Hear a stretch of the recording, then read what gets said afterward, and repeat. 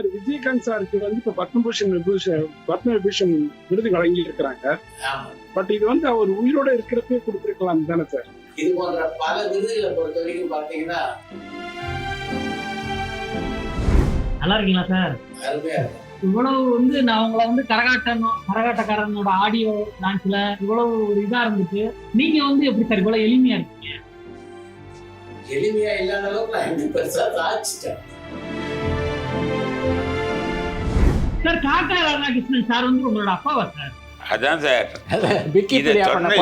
இது நல்ல வேளை எங்க அம்மா வந்து உயிரோட இல்லாட்டி அப்ப செத்துருப்பாங்க.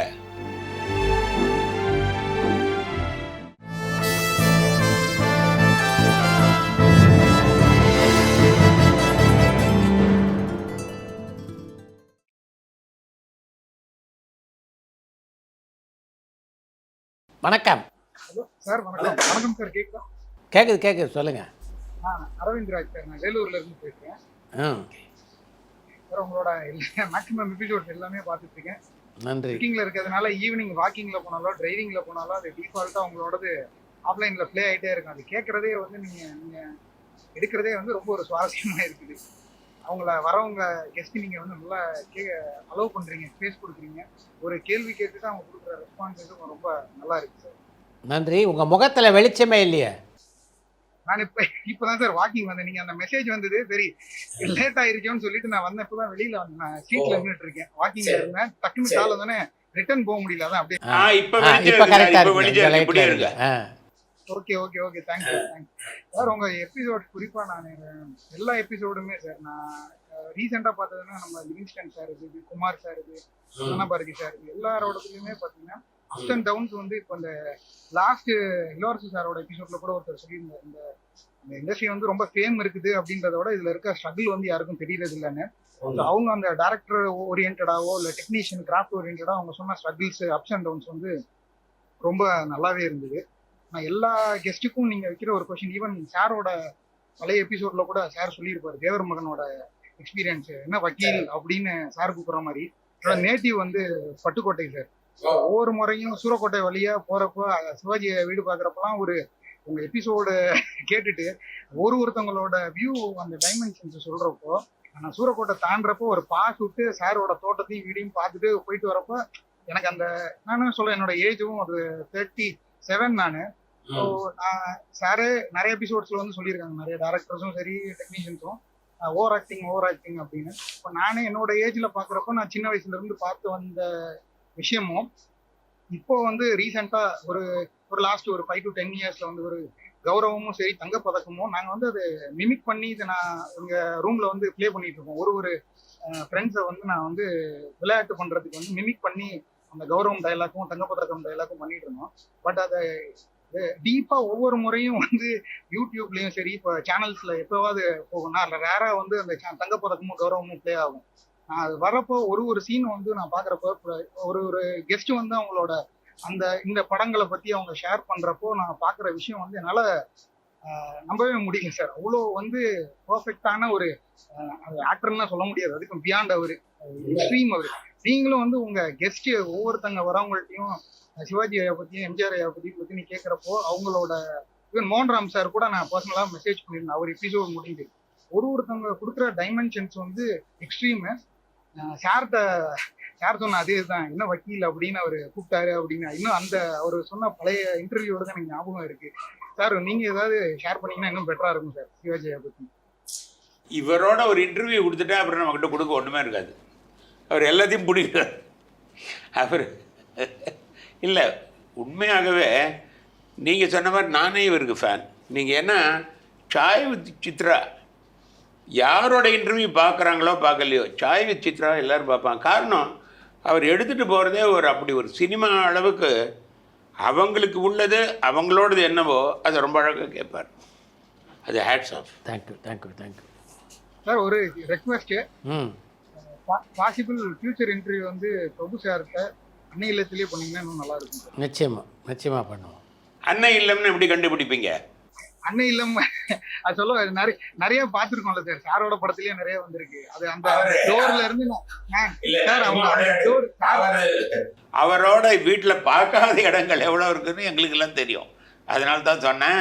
இல்ல நீங்க சார் வந்து அந்த ஒரு ஃபிலிம்ல அந்த டோர் ஈவன் கௌரவம்ல கூட ஃபர்ஸ்ட் ஷாட் வந்து அவர் அந்த கார்ல இருந்து இறங்குறப்ப அந்த டோர் ஓப்பன் ஆகும். பட் செட்டுக்குள்ள அவ்வளவு டீப்பா இப்போ ஒரு படம் பார்க்க ஆரம்பிச்சிட்டேன். நன்றி. இல்லை உண்மையாகவே உங்கள் இன்டர்வியூ ரொம்ப எக்ஸலண்ட்டாக இருக்கும். தேங்க்யூ. இது உண்மையாகவே என்கிட்ட ரொம்ப பேர் சொல்லுவாங்க. ஈவன் சில சமயம் கடுப்பாக இருக்கும். நம்ம இன்டர்வியூ நம்மளை பற்றி பேசாமல் சித்ரா ரொம்ப நல்ல டை அடங்குடா என்னடா என்கிட்டையாவது என்கிட்ட என்னை பற்றி பேசுகிறான்றதில்ல ரொம்ப கரெக்டாக பண்ணிடுவீங்க. வணக்கம் சார். வணக்கம்.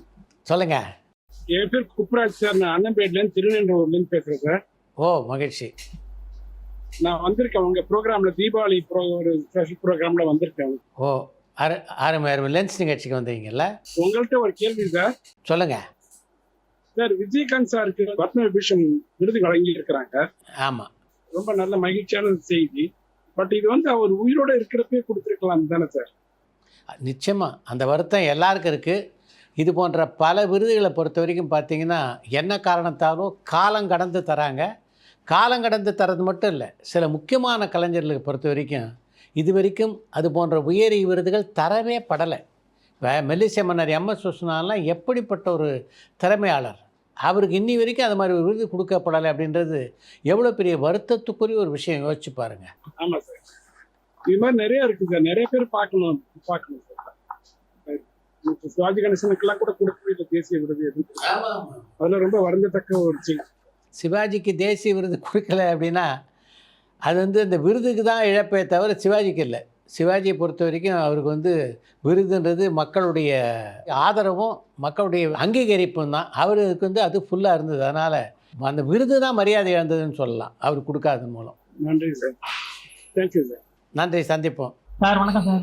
வணக்கம். வணக்கம். மதுரையிலேருந்து பேசுகிறேன் சார். முத்து சார். சொல்லுங்கள் முத்து. நல்லா இருக்கீங்களா சார்? அருமையாக இருக்கேன். Okay sir. ஆனால் இவ்வளவு நான் உங்களை கரகாட்டக்காரனோட ஆடியோ டான்ஸில் இவ்வளவு ஒரு இதாக இருந்துச்சு. நீங்கள் எப்படி சார் இவ்வளோ எளிமையாக இருக்கீங்க? எளிமையாக இல்லாத அளவுக்கு நான் என்ன பெருசாக சாதிச்சிட்டேன். பெருசாக சாதிச்சிருந்தா நாம் எளிமையாக இருக்கிறது ஆச்சரியம். நாம் எளிமையாக இல்லாமல் இருந்தால் தான் தப்பு. உங்களை விக்கிபீடியாவிலேருந்து எடுத்து படித்து சூரசங்காரமோட ப்ரொடியூசரு இது எல்லாத்தையுமே படிச்சுட்டு இப்போ சந்தானத்துக்கு கூட கேஷுவலாக நடிக்கிற ஒரு லெவலுக்கு நடிக்கிற அளவுக்கு உங்களுக்கு எளிமை கேட்டதுக்கு உண்மையை பதில் சொல்லுங்க. நடிப்பு அப்படின்னு உணர்ந்துட்டா சரி, அவ்வளோதான். இல்லை ஆனால் உண்மைதானே சார்? இப்போ சந்தானம் உங்களோட கரகாட்டக்காரன் ஆடியோ லான்ச்ல ஆக்சுவலாக ஒரு ஸ்டேஜ் கூட வந்திருக்க மாட்டாப்ல. நீங்க பிஆர்ஓவா இருக்கும்போது நீங்க ஒரு தூரத்துக்கு அவர் வந்திருக்க கூட மாட்டாப்ல. ஆனா அவரோட இணைஞ்சு நடிக்கிறதுக்கான ஒரு எளிமை இந்த உன்னை நினைத்து படத்துல இதெல்லாம் உங்களுக்கு எப்படி சார் அவ்வளவு தூரத்துக்கு இறங்கி வர்றீங்க? ஏன் சொல்லுங்க. அம்மா எனக்கே ரொம்ப நாளாக தெரிஞ்சுக்கணும். அதை பொறுத்த வரைக்கும் அது ஒரு பாத்திரம், அப்படி தான் பார்க்கணுமே தவிர அங்கே சித்ரா சொன்ன பொருத்தி பார்க்கக்கூடாது. அது ஒரு லேக்கியம் வைக்கிற டாக்டர், அவ்வளோதான். ஓகே சார், கண்டிப்பாக சார். அதே மாதிரி சித்ரா லட்சுமணன், சித்ரா ராமுன்னு சொல்லிட்டு இன்னொரு உங்களோட பிரதரை பற்றி படித்தேன். நான் 2 பேரும் ட்வின்ஸ்ன்னு நினைச்சுதான் ஆக்சுவலா அவரோட கொஞ்சம் வேறுபாடு இல்லை அவர் அண்ணன், அவருக்கு எனக்கு ஒரு 4 வயசு வித்தியாசம். Okay sir, okay sir. அது நெக்ஸ்ட் மதன் பாஸ் சார், நல்லா இருக்கீங்களா சார்? நல்லா இருக்கேன் சார். இன்னும் கரெக்டா ஒரு 4 வயசுல தேவர் மகன் எங்க அம்மா படத்துக்கு கூட்டிட்டு போனாங்க. சரி. அப்ப சின்ன கரெக்டா ஒரு 4 வயசு இருக்கும்போது நீ முன்னாடி ஓடிடுறா அப்படின்னப்ப நான் டிக்கெட்டே எடுக்காம உள்ள போயிட்டேன் சார். இல்ல நல்ல வேலை தியேட்டர் விட்டு ஓடிடுன்னு சொல்லலையே. உங்களோட சிரிப்புக்கு எங்களோட குடும்பமே அவ்வளவு பெரிய ஃபேன்ஸ் சார். சார் காக்கா ராதாகிருஷ்ணன் சார் உங்களோட அப்பாவா சார்? அதான் சார், இது நல்ல வேலை எங்க அம்மா உயிரோட இல்லை, இல்லாட்டி அப்போ செத்துருப்பாங்க. ஏன்னா அவரை நான் பார்த்ததே தேவர் மகனில் தான்.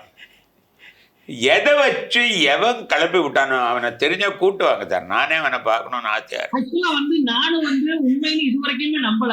ஆனா ஒரு 2-3 இதுல பாத்தீங்கன்னா காக்கா ராதாகிருஷ்ணன் யார் தெரியுமா, மதன் பாப்பின் தந்தை, அது எதுக்கு சார் அப்படி போடுறாங்க தெரியல சார், எனக்கே தெரியல சார். இதுல என்னன்னா எங்க அம்மாவை ஏன் வம்பு கொடுக்குறானே தெரியல சார் எனக்கு. இது என்ன அக்கறமா சார்? இது மிகப்பெரிய ஒரு கண்டனம் தெரிவிக்குது சார். ஆனா வந்து திரையுலகம் வந்து தேவையில்லாதத வந்து யூடியூப் வந்து உள்ளுக்குள்ள செலுத்தும் போது உங்களுக்கான ஒரு இது வந்து பிரைவசி வந்து கெட்டு போயிருக்கலாம் சார். ஆமாம் சார், ரொம்ப அது இல்லை சார். இதை வந்து இதனால் ஊருக்கு நான் வந்து ஒரு ஃபோட்டோ வச்சுருந்தேன் அப்படின்னு அதை பார்த்துட்டு ஒருத்தன் சொல்லியிருக்கான், சார் பாருங்கள் அப்படியே இந்த கண்ணை பாருங்கள் காக்கா ராதாகிருஷ்ணன் மாதிரியா இருக்குது. அதனால கூட போட்டிருக்கலாம் என்ன சார். ஆனா இதெல்லாம் வந்து மிகப்பெரிய ஒரு தவறான ஒரு விஷயம், ரொம்ப தவறான விஷயம் சார். 2 பேர்த்தையும் வந்து சந்திச்சு பேசுனதுல வந்து ரொம்ப மிகப்பெரிய மகிழ்ச்சி சார். Thank you sir. வணக்கம் சார். வணக்கம். முதல் சார், நீங்க ஃபர்ஸ்ட் நடிச்சது வானமே இல்லையில கே பாலச்சந்திரன். அதுக்கு முன்னாடி வந்து ஒரே சீன நீங்க கேட்டவையில வந்து அடியே நிக்காக டான்ஸ் வாசிக்கிற மாதிரி வருவீங்க. ஓகே இல்ல அது வந்து நான் ஒரு மியூசிஷியனா போட்டு நடிச்சது. அப்புறம் தான் நான் நடிகரா வந்தேன். அப்போ இந்த நீங்கள் கேட்டவை, அப்புறம் இந்த மோகனோட நிறைய படங்கள், அப்புறம் வந்து இந்த கண்ணன் வந்து பாடுகிறான், அடியே மன இல்லைனா நிக்காதடி, முதல்ல நான் மியூசிஷியன். சார், உங்க ப்ரோக்ராம் வந்து டிவி ஷோல எனக்கு ரொம்ப பிடிச்சது வந்து என்னோட ஸ்கூல் டேஸ்ல வந்து நான் கெடுத்த பாடல்னு வந்து ஒரு ப்ரோக்ராம் பண்ணிட்டேன். முதல்ல அந்த சாங்ஸை வந்து ரியலா போட்டு அதை நீங்க உங்க டியூனை கேட்டபடி பார்த்தேன். அந்த ப்ரோக்ராம் ரொம்ப நல்லா இருந்தது சார். அதே மாதிரி ஜாதி மதியில வந்து வாழ்க பாரதம் அந்த கேரக்டர், அதே மாதிரி தேவன் மகன்ல வந்து நீங்க பண்ண அந்த சிவாஜியோட கான்வர்சேஷன்ல என்ன புடுங்க சொன்னா புடுங்க முடியும், நான் வெஜிடேரியன், அவங்க புடுங்கன்னா ஒரே இது எப்படி, அந்த இதெல்லாம் ரொம்ப நல்லா இருந்தது சார். சிவாஜி சார் பேசுறேன் சார் அந்த டைலாக். அதே மாதிரி சின்ன பாப்பா பெரிய பாப்பால வந்து மோகன்ராமுக்கு முன்னாடி அந்த கேரக்டர் நீங்க தான் பண்ணீங்க, நீங்களும் சுரேஷ் சக்கல வந்து பண்ணீங்க. அதுக்கப்புறம் வந்து நானும் ஸ்ரீபிரியா மேடமும் அது பண்ணோம். ஸோ இப்போ லேட்டஸ்டா நீங்க மல்லியில சீரியல் பண்ணி ஸ்டார்ட் பண்ணிருக்கீங்க. பூர்ணிமா பாக்கியராஜுக்கு பேரா பண்றீங்க. ஆமா, நீங்க சொன்னது கரெக்ட். அது ஜாதி மல்லின்னு ஒண்ணு பண்ணேன், அதுவும் மல்லி தான், ஜாதி அடிச்ச மல்லி, இது அடிக்காத மல்லி. சித்ரா சார், உங்ககிட்ட ஒரு கொஸ்டின். நீங்க சாய்வி சித்ரா வந்து நிறைய டெக்னீஷியன்ஸ் டைரக்டர்ஸா இன்டர்வியூ பண்றீங்க. ஸோ என்னோட இது drama artist, change drama artist இருக்காங்க பார்த்தீங்கன்னா, YG Mahendran sir group, AC மோகன் குரூப். ஸோ அவங்க ட்ரூப்பில் 2-3 பேரை இன்டர்வியூ பண்ணா நல்லா இருக்கும் சார். சார் அப்புறம் ஒன்று, நீங்கள் லேட்டஸ்டாக லிங்குசாமியோட இன்டர்வியூவில் வந்து ஐ மீன் இந்த இஷ்யூஸ் பற்றி பேசியிருந்தாரு, உத்தமன் வில்லன் இஷ்யூஸை பற்றி. ஸோ இன்னும் தமிழ் பேரை யூடியூப் சேனலில் அந்த கட்டிங்ஸை மட்டும் எடிட் பண்ணிட்டு கமலை வச்சு படம் எடுத்ததுனால இது ஒரு நஷ்டம் ஆகாது, இப்போ ரஜினியை வச்சு எடுத்திருந்தா இது மாதிரி ஆயிருக்காதுன்னு இது பண்ணுறாங்க. ஸோ அது மாதிரி இதை நம்ம தவிர்க்கலாமே சார். ஏன்னா வந்து இப்போ அவங்க அது வந்து ரஜினி இதை பற்றி பேசுறது ஓகே. ஸோ வந்து இன்னொரு ஆர்டிஸ்ட் தரம் பண்ணி இதை பண்ணிட்டு இன்னொரு ஆர்டிஸ்டை உழைச்சி பேசக்கூடாது. ஏன்னா அதை உங்க கட்டிங்ஸை கிளிப்பிங்ஸை யூஸ் பண்ணி பண்ணுறாங்க. நிச்சயமாக அது தவறு.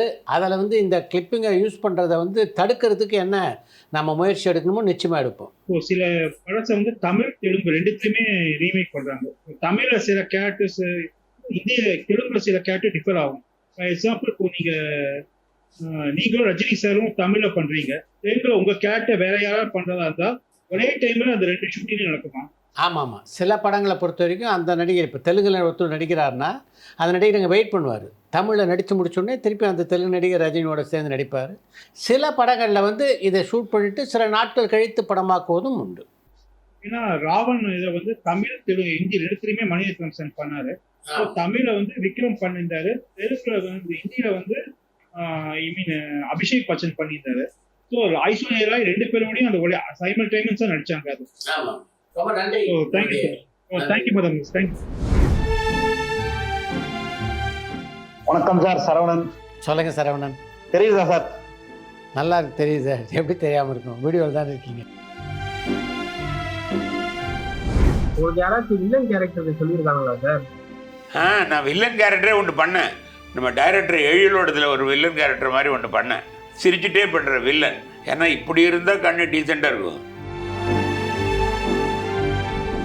சார். நீங்கள் பாரதி ராஜா சார் அந்த கேம்பஸ்குள்ளே சேர்றதுக்கான காரணம் எப்படி சார் அமைஞ்சிச்சு?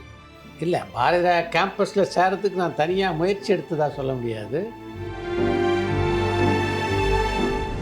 என்ன படம் நடிச்சிருக்கீங்க சார்? நான் வந்து இப்போ என்ன படிக்கிறம்மா நீ? 4th standard. பரபரப்பான சினிமா செய்திகள், நட்சத்திரங்களின் பேட்டிகள், சினிமா வரலாறு ஆகியவற்றை பார்க்கவும் படிக்கவும் உங்களுக்கான இணையதளம் tourantalkies.co.